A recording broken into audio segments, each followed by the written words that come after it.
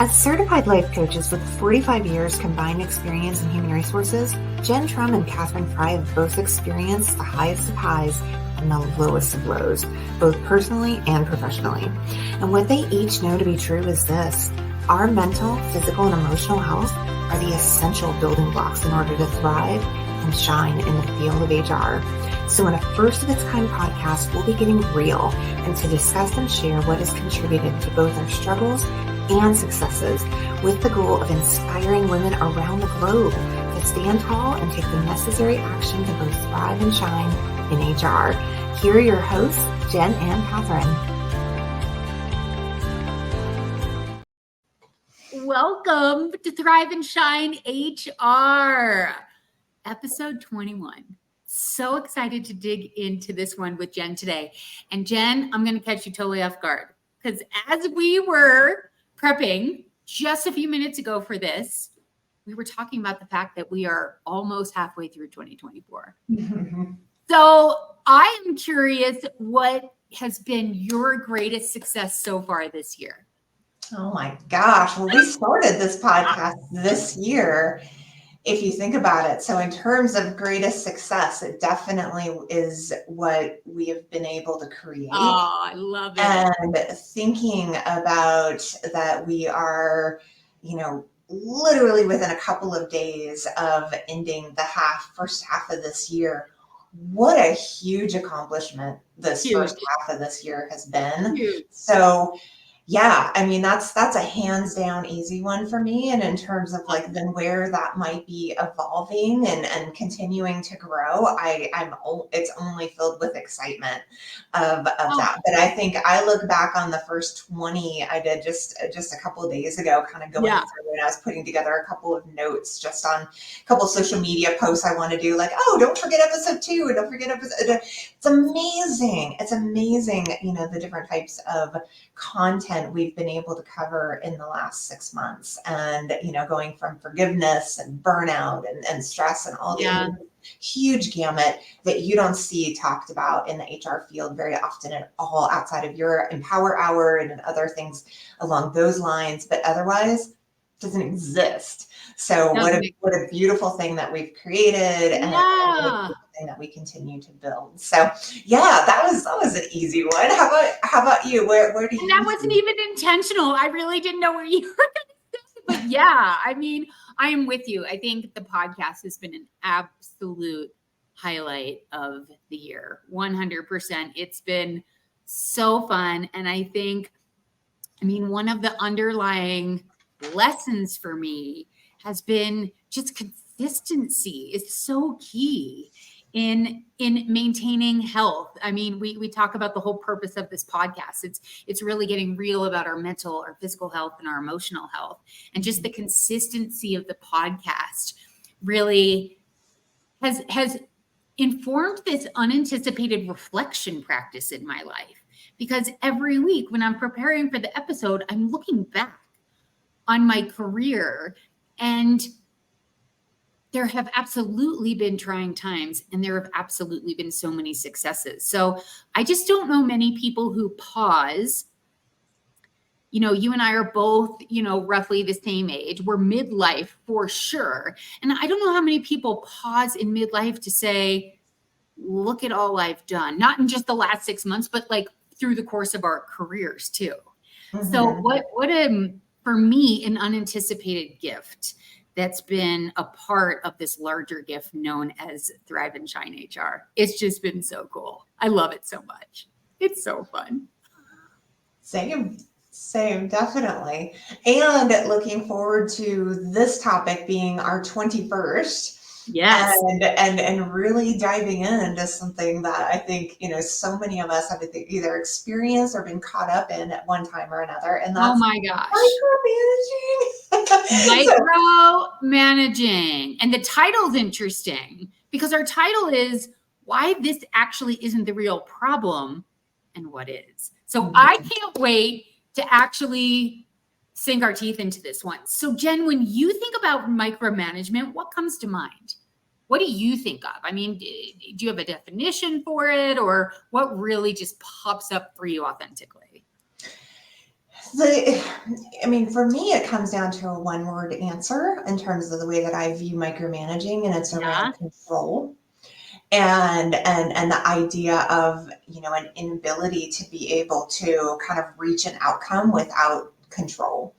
And so, as I was preparing for this, I was really trying to kind of think about like the focus of, individuals who, I've worked with in the past, different leaders in the past, and where I've seen those that I might have represented or indicated in some way that it might have been a behavior that you could call it as micromanaging. And really for me, that consistency came down to a strong desire to have control over the outcome. So it's a pretty simple response. Yes. It just kind of goes right to the jugular. What about you? When you think micromanagement, what comes up for you? It's exactly it, control. And then I start to think of, I think you and I see it that way because of all the experience we've had. But then I think about somebody who perhaps is a little, I'll just be very frank, a little bit younger, hasn't been in the HR field for 20 to 30 years. And so micromanaging, just so we're super clear, it's when a manager, micromanagement, somebody, I guess it doesn't have to be a manager, but somebody is demanding frequent updates. They're insisting on having the final say. They're overly involved in even just minor decisions that need to be made, and can be really, really almost overly critical of team members' work. And the behavior can just be super stifling, and it can just ultimately erode any trust and really any possibility for innovation and the flourishing of solutions. So I think, it's just being overbearing. And you're right. I think it comes down to control. You're absolutely right. 100%, for sure. What has been the most memorable experience for you professionally that you've had with micromanagement in the workplace?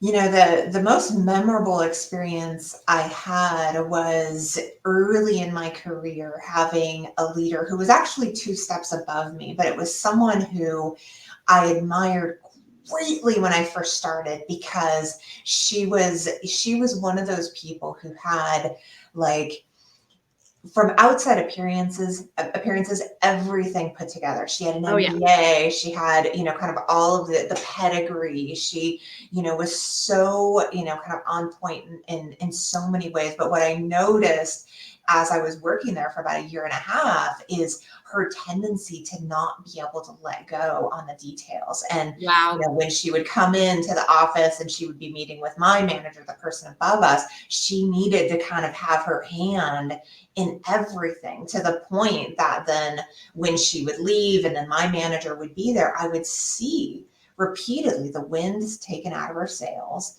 not feeling as though she had the autonomy to really do what she needed to do. Yet I wasn't necessarily so involved in it that I had the impact that my manager did, whereas my manager wasn't really able to kind of see it at that time. I can kind of look back on that moment and see she was really just experiencing that emotional, like, wind out of your sails type moment. Whereas I could really reflect back and see that this particular leader was not really aware of the way that her behavior and her need to be able to kind of control all the details of how X got to Y or how the widgets were made, and her inability to do that ultimately completely, like you said, kind of frailed that relationship. And when my manager ended up leaving about 6-7 months later, I could really be able to kind of clearly see the moments that led up to that, the undermining, the lack of trust, the lack of really belief in the competency and the ability for my leader at that time to be able to navigate effectively. So like you said, it erodes, it deteriorates.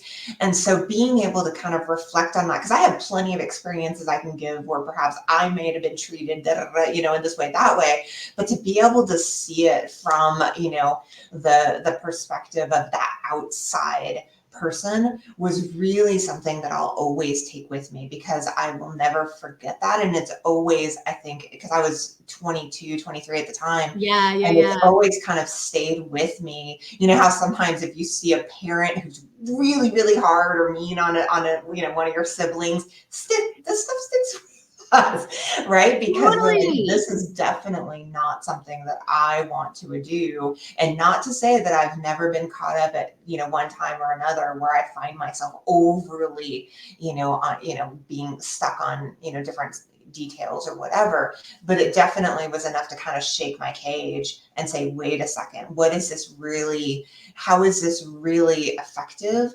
And how is it really ultimately supporting the outcome that we're attempting to achieve? And both of those things were a complete no-go based on that approach. So yeah, I think that one for me sticks with me. How about you? Do you have an example? Well, as usual, like I was going to say one thing, but now I'm going to say another, because you inspire me every single time we do an a Thrive and Shine HR. I was just thinking about HR Empower Hour. So I taught a workshop on this class just 2 days ago, on this topic rather, excuse me. And the example you just shared was very much in line with the women who attended the workshop. I thought, this is hilarious, I anticipated people coming to the workshop wanting help with, how do I handle people who are coming to complain about a manager who is micromanaging? Because that was my most memorable experience with micromanagement. But what the women actually needed in the workshop, and thank God I know to ask at the beginning of the workshop, kind of, what has your experience been? What do you want to get out of today? And the women were saying, I was micromanaged and I quit. And they wanted to have a little bit of a reframe and heal from that experience, and really understand the root cause that was causing their boss that they quit, because we all know we always quit bosses, the old adage. So I found that to be really, really fascinating. But and we had a great conversation, and everybody walked away with a very, very customized plan. For me, the most memorable experience, so this explains my lens, it was when, this is probably about 5 years ago, it was when an employee came to me and was going on and complaining about their boss who was micromanaging them. My boss micromanages everybody in our department. None of us have any autonomy. We are told what to do. We are under the microscope. We're constantly making mistakes. We're constantly being corrected, grammatically, just all the things. Nobody can do anything right. So that employee leaves my office, and I kid you not, 1 hour later, a coworker of that employee came into my office and said, I am not hearing from my boss. I'm not getting the feedback that I need. I just feel like I'm on an island by myself. So fascinating that 2 employees on the same team were experiencing the same manager completely differently. And that was a massive aha moment for me. Wow. Yeah. That micromanagement is subjective. It is subjective. 100% of the time it takes 2. It's not just about the person doing the managing, it's the recipient of the so-called micromanagement or lack thereof. Really, really, really interesting. And that really impacted me. Yeah. Weird? No, hilarious, but also so powerful, because it's like when you realize I can't think of the actual like phrase, but there's something about like when somebody is mistreating you, there is a reciprocal piece that you're accepting it, right? Ooh, You know what I'm talking about? Like I can't remember yes, the words of that, but that's the same idea. It's like anytime yes. there's any kind of mistreatment, there is a moment where you have allowed that in some way. And so at what point does that accountability factor come in? And most people don't want to talk about that, I right? We don't know. want to talk about the piece of what we own. But like you're absolutely right, because especially when you see those circumstances where people will just come in and they'll unload on you and not then recognize their own place in it. It's like, well, at what point, you Uh, know? So yes. it's so fascinating. And I really appreciate that you gave that perspective to it because I agree with you 100%. Okay, so I have a related question that I didn't prepare. But when kind of going with the line of thought and what you were just sharing, you know, when people come into our offices, when we're in that HR role in the workplace, and people don't realize their own role in whatever interpersonal issue is going on. Mhm. I'm just curious how many times you've had, you know, you've asked employees, okay, so what have you done? What action have you taken? How have you advocated for yourself? How often have people been like, yeah, I haven't said anything. I haven't done anything. I'm truly curious how, like, is that as frequent for you in your professional career as it has been for me, where I'm like, oh, well, that's really interesting. You know, Yeah, I say that in my own head without saying that out loud. yeah, What right. is it frequent for you? Like, I'm so curious. It's wildly frequent. Wild It's WF, wildly frequent. no, it's absolutely frequent, and it's Wild. such a fascinating part of human behavior, right? Of what then causes us to get to a point where we've now been stretched Oh that my we do speak up. And boy, oh boy, you know, great job to all of us for now finding our voice. But yes. from my perspective, from an HR perspective, it's like 8 or 9 times out of 10, it's going to come, like you said, with an additional reframing of how to help them actually be able to address it on their own. And that's a tool that most people really, really struggle with. And so for me, I've only been in the role that I am in this particular role for about a year. And so I Yeah, feel yeah, yeah. like there's progress in that Yes. area, but I absolutely agree with you. It's something that people will do over and over again in work environments, home environments, the kids coming to you, you know, the parents with their, you know, solve it. So yeah, I think that that's a super common thing, and I think one of the really wonderful challenges for us in HR is how one do we kind of help best support in that situation so we're Right. not then taking it on, right? Right. We're not kind of feeling that way, but we can help those be able to recognize that they have so much more power. You know, they're so much more empowered. But yeah, it's a challenging one, and yet it's one where I feel like I really love that. I really Yes. love how we get into kind of these messy or complicated type things because it really helps remind me how much more we can do to help serve the greater good. Oh my God, I love that. I Yeah, love that. I believe that fully, and so I that's know like, you do. oh, there's opportunities there. I know you do. I have one of my clients listens to Thrive and Shine HR, our podcast, religiously, and she's always talking about you and what you share, how you share it, your tonality, that you're very calming, and how intelligent you are. And I just had a moment there where I'm like, I mean, I already know this about you, Jen, but I was like, yeah, like the way you just deliver it is so inspiring and so on point. And it's just that reminder of the why beneath the why of why many of us go into the HR profession. Like, how can we serve? How can we help?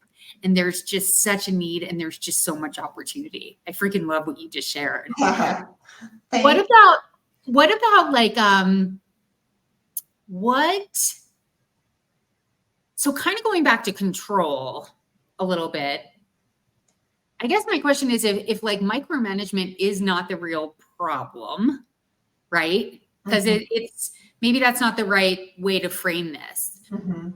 I mean, what would be the root cause of micromanagement? What would be the real problem? What are we actually trying to solve for, knowing all that we know about humans and human behavior in the workplace? Yeah. So, I mean, when I think about that, what I'm really ultimately looking at here is like, what causes individuals to feel as though they need to control all the aspects, right? Like, what causes us to believe that that's necessary? And there's no doubt in my mind it's fear-based. There's no doubt in my mind that it comes from a place of, I need to make sure this is all controlled in order to ensure that I am going to be good enough, that I am, so at the end of the day, every bit of it has to do with an intense fear that whatever it is that I am being attached to with this thing, whether it's the project, whether it's the task, whether it's whatever it is, these sense of that if it's not done in the way that I believe it needs to be done, it's going to reflect badly upon me. And so from that place is really just that insane intense fear that I'm not enough. Yep. Right. And so you can slice and dice and spin and twist it any old fashioned way. But ultimately, anytime we're trying to control things that are really ultimately outside of our control and have no business trying to control, Right. it has to do with being terrified of how it's going to come back on us. Right. What about you? Where do you see it? Same conclusion. And when we talked about this in HR Empower Hour, what we all deduced it to was self-doubt. Yeah. Just absolutely fear-based and self-doubt. Am I doing this right? Am I managing correctly? And not really having the confidence, just being unsure of ourselves as leaders. Mm-hmm. And it's just that need to control and to be grasping for something that gives us some semblance. And it's actually like a false sense of control, which is so trippy, I think. Yeah. But here's something that this happens often. Like, I, of course, think about these topics often because I'm just so fascinated by human behavior. It just intrigues me. I read about behavioral science and neuroscience and all the things all the time. What I hadn't thought about until when you were just talking, Jen, was that the sense of control is coming from the micromanager. But if you think about it, that need for control, the need for control is coming from the recipient as well. The person, think about it that way. Like, that person is trying to say, well, I need to be treated this way, or I need more autonomy. We all, there's so many studies done on one of the basic psychological needs that all humans have is that sense of autonomy. It's the opposite of being controlled. We all want to have I guess it's the same. We all want to control. We want to be autonomous so that we can control. But isn't that interesting? I hadn't thought of it until when you were talking, like, yeah. It's not just the micromanager, it's everybody wanting to control and be autonomous. What?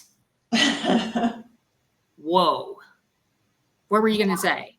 And I think you nailed it too, is like, it's just going to be different in any sort of relationship between, two individuals in terms of where they fall on the spectrum around how much control they want to give and take. What? Right?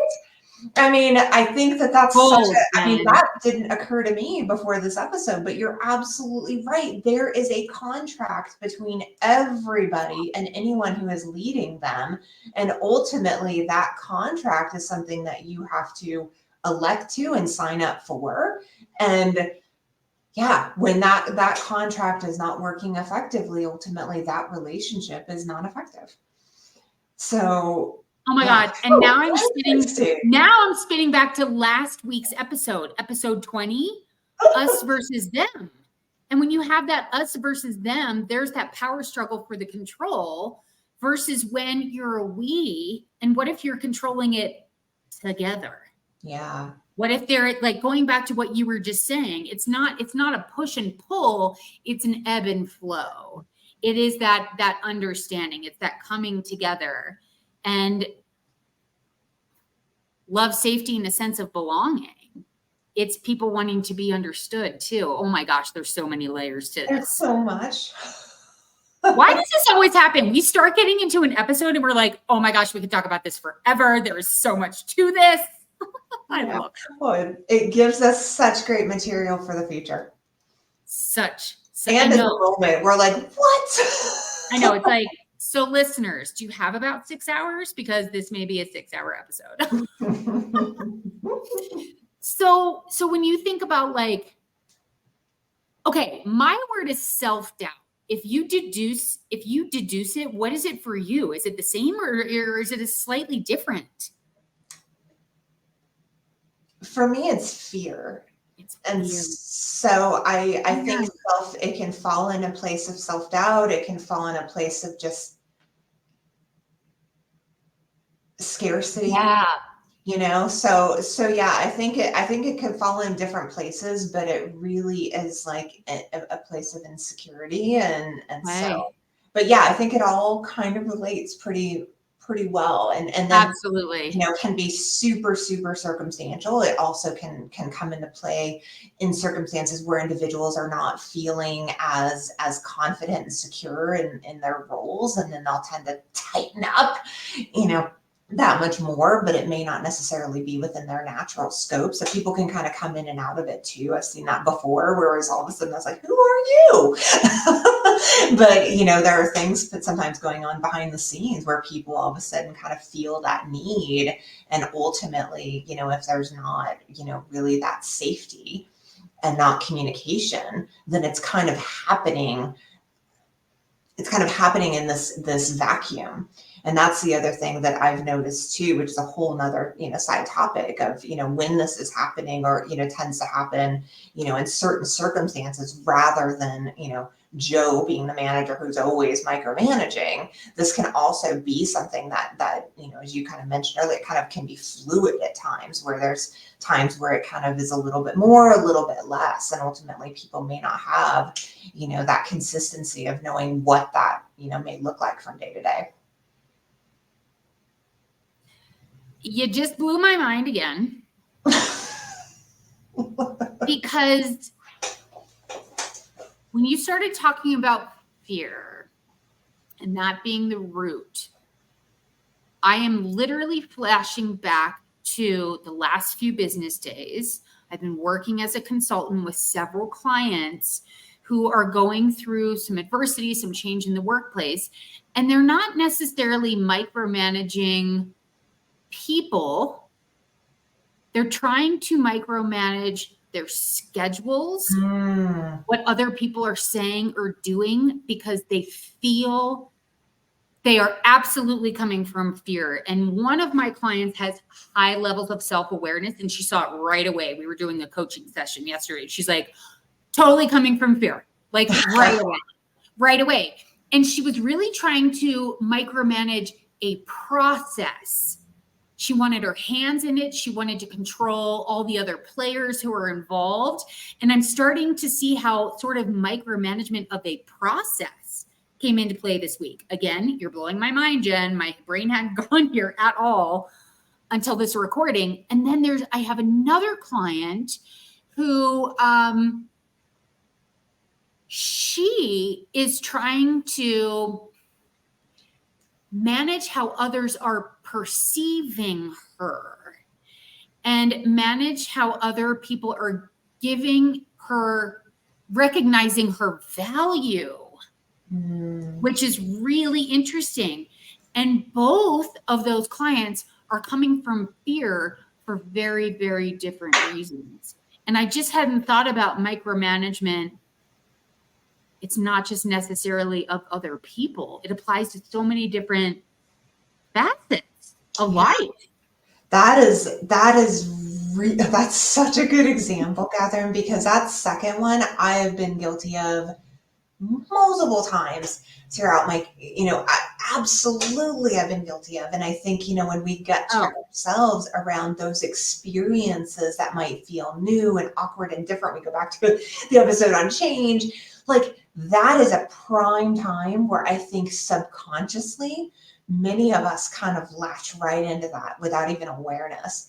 And so we have to kind of unlatch ourselves from that from time to time when we get ourselves in those positions. So it's like, yes, so interesting that you bring that up, because I think many of us can relate to that when something is kind of shifted and changed. To be like, oh, I need to make sure I really got this. And at the same time, when we do that, although the initial intentions might be really good and positive because we're trying to get an initial handle on something, it can definitely go to that point because now we're attaching to the outcome.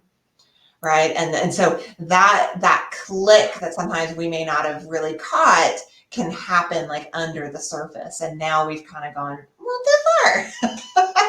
But until we can have someone like you or someone else to be able to kind of help us unravel a little bit from that can be a hard one to be able to see in the grand scheme of things. Okay. You just dropped some gold that I just have to highlight for our listeners. That, oh gosh, what did you just say? Oh my gosh, I just lost it. Oh, attachment to the outcome. Mm-hmm. Attachment to the outcome. And when I'm thinking about the two clients, it was all about what they wanted the outcome to be, and they felt like they were out of control. Mm-hmm. And they really were. I mean, in both situations, the women could not control what was going on, and they were grasping at the things they thought that they could control and manage. That is wild what you just shared. The attachment to the outcome is a huge contributing factor that I hadn't thought about. And it's such a contributing factor to like people who can drive themselves into insanity, right? Because they're not really recognizing that may have happened. And I'm guilty of it. Oh. I'm guilty of it for sure. And so I'm so guilty of it. Yes. Yeah. So this conversation, even as we're talking about it, is a good reminder. I'm like, ooh, Jen. It's something I even have going on at work right now. I'm like, you better check in on that. Because, like we're saying, it's this micromanaging piece, I think, can come up. And although so much of our dialogue and conversations tend to be around that leader to employee dynamic, I so appreciate the way that you broaden this out for us, because this is truly where it comes down to. It's within all of us. It's within all, it's all over the place. And it really does have to do with that control of trying to believe that we have the power to control these outcomes. We do not. We do not. Well, that leads right into another really good question. So if fear's the real problem, right? How do we in HR successfully address that real problem? Like, I think it's one thing when we recognize it in ourselves. Like, I think you and I have been through enough, and also we have those coaching skills to have that awareness. But as an HR consultant in my case, and as an HR director in your case, how do we actually help people?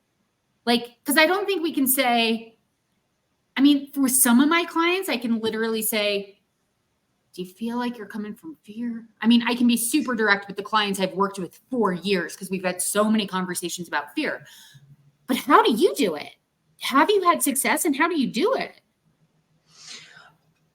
Normalizing talking about struggle, normalizing talking about difficulties.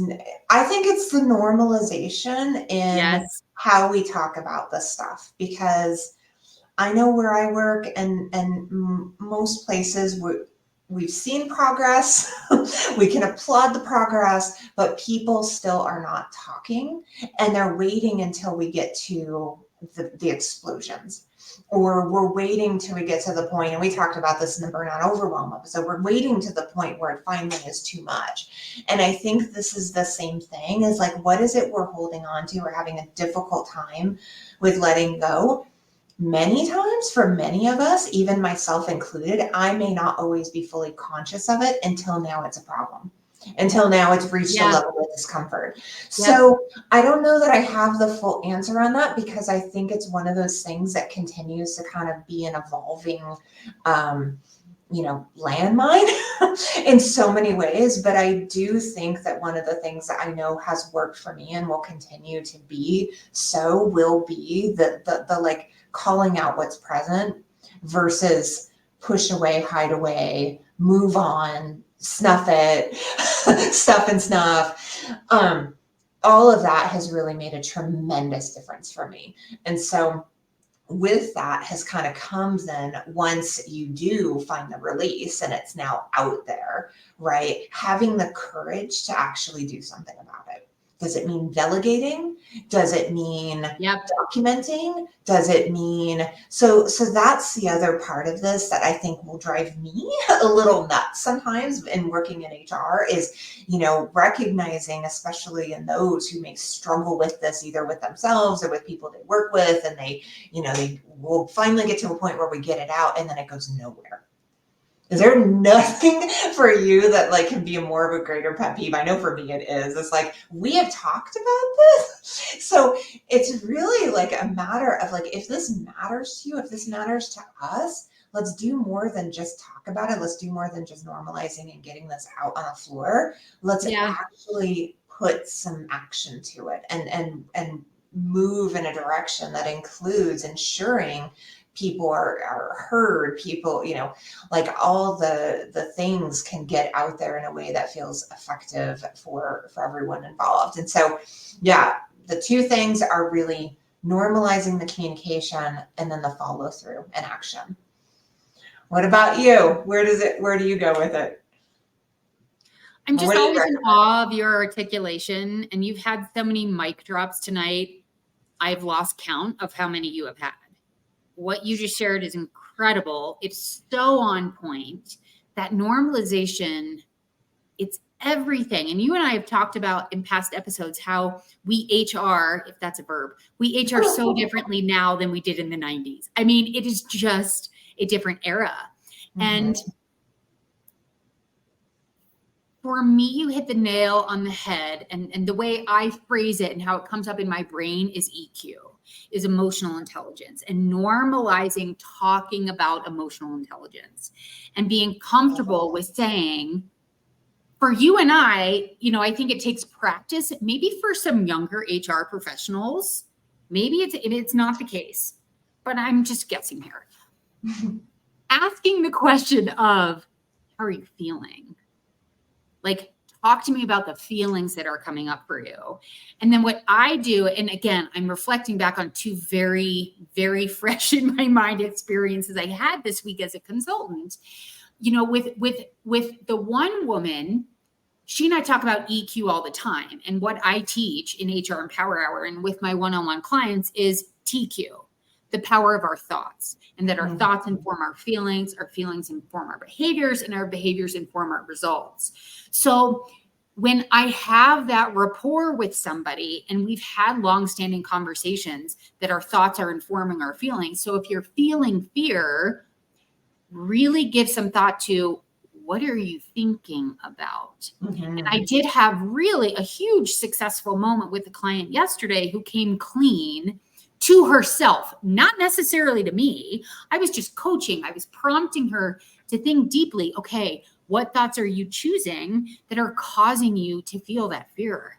Mm-hmm. And they're literally thoughts of, well, this administration, this person has so much power. I could get fired at any point.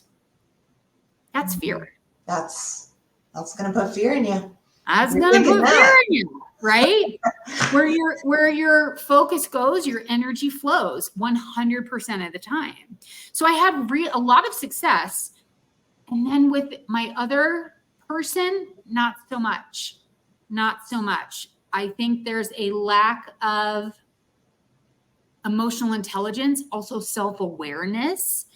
So I think those are some things that as HR practitioners, when we normalize those conversations about EQ and about TQ and about self-awareness, and when we start to develop the skills around curiosity, self-curiosity of our thoughts, curiosity of other people's thoughts, developing those skills of resiliency, the skill of courage. I love how you talk about courage all the time. I mean, talk about the antidote to fear. Boom. I love that C word. There are just so many things that we can normalize and bring into the workplace, and not only say, hey, it's actually okay to talk about it, to do that, and then to teach the requisite skills that serve as the antidote to fear, like courage. Like, I just think so many of us think the workplace is not the right place to be teaching the skills of curiosity and courage and resiliency. That's the normalization you're talking about, right? Yeah. Well, and I think there is still such a stigma around that, around, is the workplace the right place? Boom. And that is something that I debate even, people I work with currently, because that's a tricky one. And in terms of the responsibilities that we can have that could have an impact, I think these conversations are really, really worth having and continuing to have, and hopefully finding some normalizing of that, because right now there's still a lot of pushback around that, well, now the workplace is not a place to really be talking about, courage and resilience and these types of things. It's like, is it? Isn't it? But I think it's just, we are still kind of at this, pushing the envelope type of place, and so we just need to keep talking and having the conversations that we do. And I believe that it's finding its way. But it is interesting. It's interesting, here we are in 2024 still having conversations in our workplaces where we're not really recognizing how much impact we can have by being the leaders and talking about these things. So Right. It's interesting. It's so interesting. Yeah. And as our profession and the HR space continues to evolve and change, I just have such high hopes. And the sooner we can see the impact, and whether, we have to speak to our boss, if our boss is more numbers-based and metric-based versus heart-based, just really understanding how to speak to the importance of the awareness and the inclusion and the acceptance of all of these types of normalization of discussions and skills, et cetera. How do you, if there is resistance, whether it's resistance within ourselves, or, if there's a lack of willingness on leadership's part to say, yes, this should be a 2025 goal of HR, run with it, whatever that looks like. How do we be smarter in how we approach people who have the final say with budgetary approval or strategic direction or what have you, if it's not us, right? So I think that's gosh, a whole other episode, Jen. Look at that. I'm like, that's a great question. Here we go again. Yeah, because as we know, it always starts at the top. And so if, you're not seeing those behaviors being emulated and modeled at the top, good luck. And how can we, be able to kind of help support in that, or anyone to be able to, recognize that the work that would need to be done in that type of scenario. Yeah, that's a challenge, right? Because we do not have the power to control others, and especially those who are at the, the decision maker levels. And so, it's a tricky thing. We can only do so much, and we can continue to kind of show up in the way that we, want to be able to do that impact making as best we can. But ultimately, it's got to rest at the top, and there has to be a buy-in that sometimes we have to recognize what is and is not possible. Right. Right. What are we dealing with? And what is and what is not possible? Like, what is the reality of it? Yeah. And I've definitely had so many clients who are just ready to work with a progressive leadership team, and no right or wrong. They're just working with a leadership team or an executive team who just continues to practice traditional business approaches, traditional management approaches, traditional leadership approaches. And it's the antithesis of what you and I have been sharing is sort of the secret sauce and what is going to help organizations be progressive. So you have options there too. You know, do you stick with it and say, I am the right person to be the change agent in the organization? Or is that wall just so high and so thick? And if this is something that just really lands with you, that you know this is true, yeah. What do you do with that? Do you go seek a different organization? Yeah. Right. And like the people who came on, you know, HR Empower Hour that said, hey, I broke free, you know, I got away, and having like that success, quote unquote, success story around what we've been through, and then be able to really recognize like why we would take such action to you know, to make that kind of difference. And then how do we help support those who may be in, you know, similar situations to maybe be able to like make a different choice that could have an impact, but also knowing where their line is, you know, where that boundary is. And that's something I think through, you know, what you provide, and, you know, as best as we can through this podcast is, you know, giving, you know, our people the tools and, you know, the awareness to be able to ultimately make a decision that's going to be the best for them. Absolutely. I mean, and speaking of which, do you have any specific advice for our listeners? Anything like super specific? I know we've covered so much more ground than I initially thought this topic would afford. It's been so fun, as usual, but do you have any specific advice? Yeah, I mean, I think the best thing that I can offer of anybody who might be in a situation that they're really struggling with micromanagement, whether it be, you know, through direct leadership or within their organization, is being able to find a way to be able to talk that through with a trusted advisor, support. I think a lot of times, especially our HR departments, that can feel so isolating, and it can feel so constrictive that a lot of times I've seen, and I've worked with people who have been in those scenarios for years and years, and finally got to the point that they escaped, but really ultimately they kind of built up to the point where it literally was, you know, no other option, you know, for them. And so I think ultimately what I would love to see, and I know you would love to see, is to really be able to help people proactively as best as we could throughout, so people don't feel stuck. And that's a tough thing. And I think however that outreach looks like, whether it's coaching and whether it's, you know, additional HR groups and Empower Hour, you know, just being able to find those support areas that really can help us work through those things, because sometimes when we're so close to it, it's so difficult to be able to see. Absolutely. And gosh, you're so right. It's like that old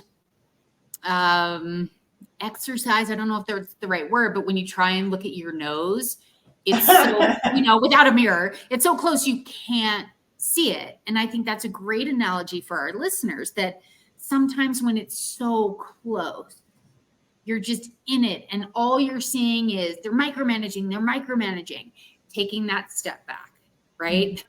The irony, looking in the mirror a little bit too, that's a whole other episode as well. But just taking that step back and saying, okay, I learned that it comes from fear. So cool, not cool, but good to know my boss or the person who's micromanaging me is coming from fear. I'm not saying that it's okay for somebody to continue with behavior that's not working for you. But I think it's just that very first step is that awareness and that acknowledgement. Some people stop there and they're like, I see the human in them. I see they're coming from fear. I get it. I get it. I can deal with this. It's fine. Or they shift their approach, right? They either shift their mindset or their approach because they understand the person's coming from fear and it's not personal. It's just what's going on in that person's brain.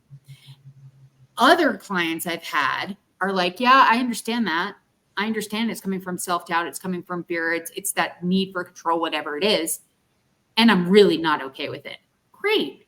Whatever that decision is for you, you're going to know. Your body tells you this is right for me. And I think it's just kind of tying it into what you talked about earlier today, just paying attention to what our bodies are telling us. Yeah, I love that so much though, because like that's such a great way of like really checking in with yourself of like, how do you really feel about this? Because we were talking about earlier, like ultimately, regardless of what other people, what society says around these circumstances, how do you feel? Like, how is it making you feel? And how is it something yeah, because by doing that, by bringing that awareness within yourself, you can then be able to act and move from a place that's more authentic. Ooh, Katherine, I love what you just said so much, because I think that could be so, so empowering for so many out there, just starting right there. Starting right there. Yeah. But you just knocked it out of the park.